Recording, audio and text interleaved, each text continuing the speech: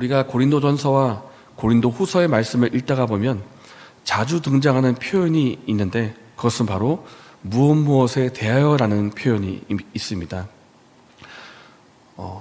결혼에 대하여, 우상의 제물에 대하여, 그리고 예수님과 몸과 피, 그러니까 성만찬에 대하여 이렇게 대하여라는 표현이 자주 등장을 하는데, 이런 표현이 나오고 있는 이유는 고린도 교인들이 사도 바울을 향해서 궁금한 점이 있었기 때문에 질문을 한 것입니다.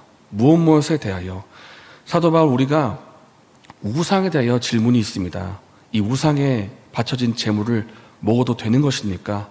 우상의 제물에 대해서 우리가 알아야 할 하나님 말씀은 없습니까? 이렇게 물었기 때문에 사도 바울이 그에 대한 대답으로 고린도전서와 후서를 기록을 한 것입니다. 그래서 우리가 고린도전서와 후서를 읽고 묵상하다가 무엇에 대하여라는 표현이 나오면 이것은 교인들이 질문한 내용이구나, 이렇게 이해를 할 수가 있습니다. 그런데 다른 부분에는 무엇에 대하여라는 표현이 많이 나오지만은 오늘 본문, 오늘 우리가 읽은 15장 말씀에는 무엇에 대하여라는 표현이 없습니다. 없다는 것은 교인들이 질문하지 않았다는 것인데, 그러면 왜 사도 바울이 오늘의 말씀을 기록을 했을까?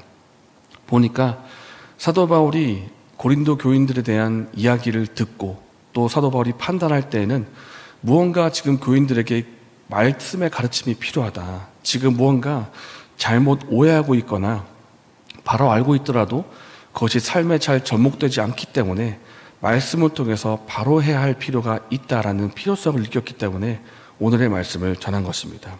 그런데 이 사도 바울이 이거 잘못되었고 바로 잡아야 되겠다 하면서 바로 잡아야 되겠다고 꺼낸 그 주제를 한번 보도록 하겠습니다. 1절을 한번 보십시오. 다름 아닌 복음이 주제로 나옵니다. 제가 1절을 읽어보겠습니다. 형제들아, 내가 너에게 전한 복음을 너에게 알게 하노니 이는 너희가 받은 것이요 또 그 가운데 선 것이라. 내가 너에게 알려주려고 하는데 복음에 대해서 알려주려고 한다. 이 복음은 내가 너에게 이미 주었던 것이고 너희가 받아서 그 토대 위에서 서 있던 것이기도 하다, 이렇게 말을 하는 것입니다. 과거에 들었고 그 과거에 들었던 복음의 터 위에 너희가 서 있다라는 말까지도 하고 있습니다. 그렇기 때문에 고린도 교회가 서 있는 거 아니겠습니까? 그런데 이 고린도 교인들이 복음을 모를 리가 없을 텐데 이들을 향해서 또 말하기를 내가 너에게 알게 하려고 한다 라면서 그 주제로 복음을 꺼내고 있다는 것입니다. 좀 이상하지 않습니까? 이미 들었는데, 들었기 때문에 믿었고 믿어서 교회가 되었고 고린도 교회가 이렇게 서 있는 것인데 왜 이들을 향해서 또 내가 복음을 알게 하려고 한다, 이렇게 말을 하는 것일까? 그 이유는 과거에는 그들이 복음을 잘 들었고 잘 믿었고 복음대로 잘 살았을지를 몰라도 지금 바울이 볼 때는 그렇지 못하기 때문입니다. 처음에는 잘 믿었을지 모르겠으나 도중에 무언가 잘못한 가르침이 왔거나 무언가 삶의 모습이 뒤틀려서 지금 사도 바울이 볼 때는 다시 들어야 되겠다, 복음을 다시 들어야 되겠고 다시 깨달아서 삶을 바로 해야 되겠다라는 필요성이 사도 바울에게 있었기 때문입니다. 그렇기 때문에 복음을 다시 전하고 있는 것입니다. 고린도 교인들처럼 사실 우리도 비슷한 모습이 나올 수가 있습니다. 사실 복음이라는 것은 하나님의 말씀이고 진리이기 때문에 시간이 아무리 흘러도 또 장소가 아무리 바뀌어도 변하지 않는 것이 바로 이 진리이고 복음입니다. 그렇지만 복음은 바뀌지 않는 것이지만 복음을 받아들이는 우리가 시간의 흐름에 따라서 바뀔 수가 있다는 것입니다. 그 믿음이나 그 태도나 그런 것들이 바뀔 수가 있다는 것입니다. 믿기는 믿는데 이전에 뜨겁게 믿었던 것과는 달리 미지근하게 믿고 있거나, 이전에는 내가 알았는데 그때는 삶에 접목시키며 잘 살았는데 이제는 그것을 삶에 접목시키지 않고 오히려 세상을 쫓아서 살아가고 있다면 이것은 과거와는 달리 복음에 합당하지 않은 삶의 모습, 복음을 올바로 이해하지 못하거나 깨달지 못한 삶의 모습이라는 것입니다. 그렇기 때문에 우리에게 무엇이 필요한가? 복음을 다시 듣는 것이 필요합니다. 복음을 다시 듣고 나 이미 알았는데 나 이미 믿고 있고 알고 있는데 라는 생각을 내려놓고 다시 보면서 깨닫는 것이 필요하다는 것입니다. 그렇게 했을 때 이 복음의 깊이가 이전보다 더 깊이 다가오고 이 복음의 능력과 은혜가 더 깊게 다가오는 경험을 할 수가 있다는 것입니다. 우리가 책을 읽거나 영화를 볼 때 한 번 읽어서 다 알지 못하는 경우가 많이 있습니다. 그렇게 했다가 다시 영화를 보면서 다시 책을 읽으면서 이런 내용이 여기 있었네. 이 내용이 여기서 이렇게 연결되는 것이구나. 이 내용이 이런 뜻이구나 라고 하면서 같은 내용을 보지만은 새삼 다시 보면서 깨달으면서 그 깊이와 그 넓이가 달라질 수가 있고, 특별히 복음과 같은 경우에 우리의 삶에 경험할 수 있는 복음의 능력 또한 달라질 수가 있다는 것입니다. 그렇기 때문에 오늘 저와 여러분이 복음을 더 깊이 깨닫고 더 깊이 누리게 되는 은혜가 저와 여러분에게 있기를 바랍니다. 더 깊이 깨달아서 그 복음의 능력 또한 우리 삶 속에서 더 깊이 있게 다가오는 은혜가 있기를 바랍니다. 형제들아, 내가 너에게 전한 복음을 너에게 알게 하노니 이는 너희가 받은 것이요 또 그 가운데 선 것이라. 고린도 성도 여러분, 여러분에게 지금 다시 복음을 전합니다. 여러분이 이미 들었지만 그 복음을 다시 깨달을 수 있도록 지금 전합니다. 사도 바울이 지금 이 말을 하고 있는데, 그런데 이 말을 하면서 그 뒤에 다가오는 것이 무슨 내용인가 하면 바로 그리스도의 죽음과 부활에 대한 내용입니다. 3절과 4절 말씀 한번 읽도록 하겠습니다. 내가 받은 것을 먼저 너희에게 전하였노니 이는 성경대로 그리스도께서 우리 죄를 위하여 죽으시고 장사 지낸 바 되었다가 성경대로 사흘 만에 다시 살아나사. 이 말을 사도 바울이 말하고 있는데 이것은 예수님의 죽으심과 부활입니다. 여러분, 다시 한번 전합니다. 예수님이 죽으시고 부활하신 것은 성경에 기록된 대로 예언된 말씀대로 이루어진 것입니다. 그래서 이 사도 바울이 전했던 이 복음, 사실 고린도의 교인들이 이미 믿고 있었고 굳게 알고 있었던 이 복음을 다시 전합니다. 중간에 이 복음의 내용이나 그 삶의 모습이 비틀리는 일들이 있었기 때문입니다. 당시에 고린도 지역뿐만 아니라 헬라 사회 가운데 유명하던 철학 사상 가운데 하나는 이것입니다. 영혼은 숭고한 것이나 육체는 천박하고 더러운 것이다 라는 이분법의 사상입니다. 영혼은 숭고하고 아주 고귀하고 선한 것이지만 육체는 천하고 아주 더럽고 마치 영혼에게 있어서 감옥과도 같은 것이다 라는 사상이 그 당시에 아주 유행을 했습니다. 그들 사상에 의하면 순결한 영혼이 더러운 육체라는 감옥에 갇혀 있으니까 그 감옥에서 벗어나야 되는 것입니다. 죽음이 오면 벗어납니다. 드디어 이 육체라는 감옥에서 벗어난다.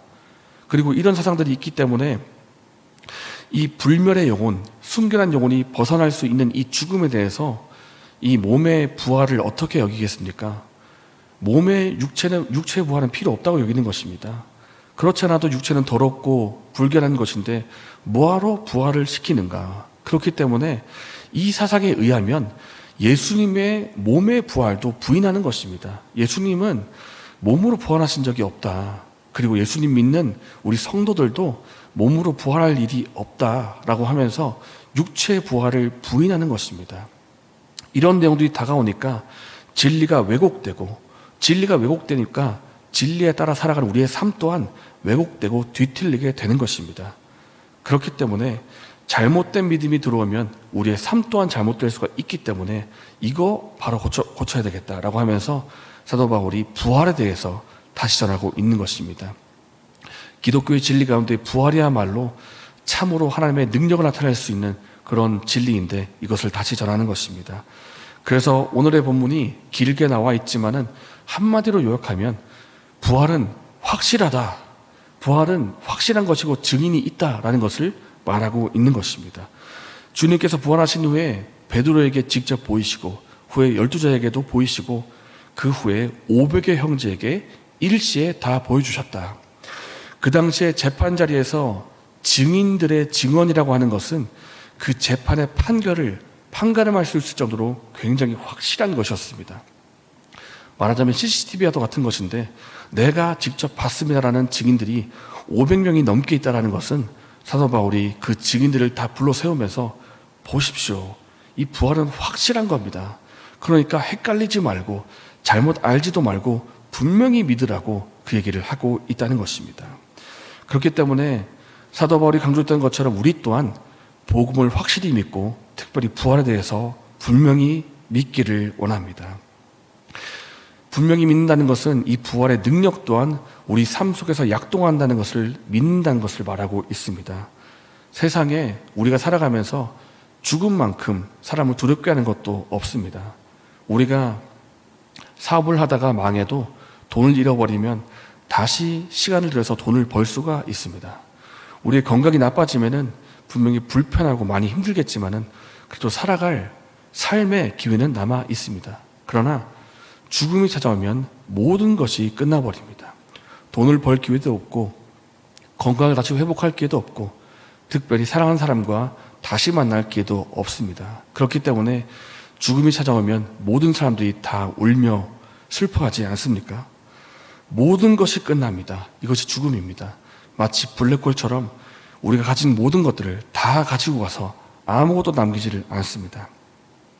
그런데 이 죽음을 이길 사람이 아무도 없었지만은 복음이 무엇입니까? 예수님께서 이 죽음의 권세를 이기셨다는 것입니다.